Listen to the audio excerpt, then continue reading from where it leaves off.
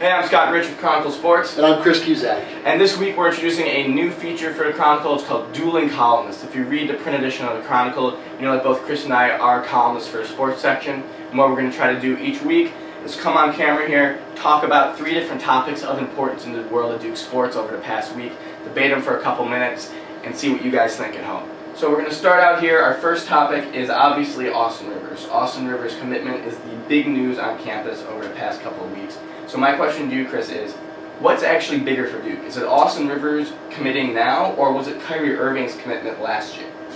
Well, I think it's definitely Kyrie Irving, and here's why. First of all, Kyrie will be here next year. He'll be filling the void, he'll be here this year. He's filling the void that John Shire's left. This team needs a dynamic point guard. They haven't seen one like this since Jason Williams. He's a great player, and Austin Rivers will be too when he gets here. But also, Kyrie might be here for 2 years because of a potential NBA lockout. I think that's a big thing that we should look at when we go into the season. Yeah, no, I agree that Kyrie does fill a huge void that Duke needs in terms of point guard. But I think the reason Austin Rivers is actually the bigger recruit is because of the way he transforms Duke's image and Duke's recruiting pitch across the country. As stupid as it may seem, Duke's image had sort of gone a little bit downhill with the couple of years that Duke had struggled, you know, the Greg Polish years where Duke was upset in the first round and then the second round. And I feel like getting the #1 recruit in the country, and such a high-profile recruit as Austin Rivers is, being Doc Rivers' son, that really transforms Duke's recruiting pitch to other potential prospects. Not to mention the fact that this guy is, you know, a once-in-a-decade type talent. He has all that talent. I talked to Dave Tellep for my article. He just raved about the guy. He said he's, you know, his NBA written all over him. So I think he's not only going to step foot on campus and just dominate from day one, but he's also going to change the way Duke is seen for other recruits in the future. No, and I think you're right, but I don't think that's nearly as important as what happens on the court. Recruiting's important, but at the end of the day, it all comes down to what you can do when you have your 5 guys on the court and how much they can produce. And at the end of the day, I think Kyrie's better fit to do that than Austin is at this point. So let's stick with basketball. Other news is that both Nolan Smith and Kyle Singler, Duke's 2 seniors, Duke's 2 captains this year, were both named to the Wooden Awards watch list. The Wooden Award is given, essentially the Heisman Award of college basketball, given to the nation's top player. So who do you think has a better chance of winning that award this year, Singler or Smith? Well, I'll take the easy one. I'll take Singler. I think he was obviously projected to be the highest pick in the NBA of all the players on last year's championship team.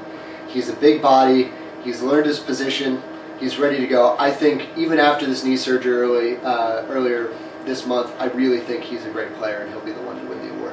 Well, I get the harder argument here. I get to take Smith, but I'm going to actually make an argument that's similar to the argument you made for Kyrie Irving. I think Smith's role on the team may actually be more important than Kyle Singler's this year. Everyone knows what Kyle Singler is going to do. He's going to get his 20 points a game. He's going to play, you know, small forward, power forward. Everyone knows about that. But I think the potential that Nolan Smith has, especially with Kyrie Irving with him in the backcourt, is a lot more. I think Nolan Smith is going to explode on the scene, maybe be a little bit more explosive than Kyle Singler, you know, have some of the more the highlight reel type stuff.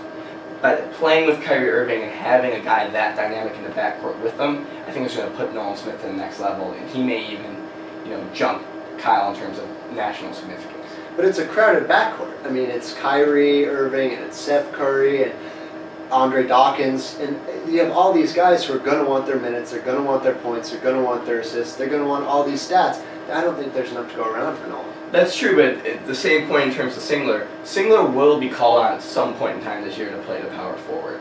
Mason and Miles Plumlee are really the only experienced postmen that Duke has this year. Ryan Kelly has put on a lot of weight. He'll get some time.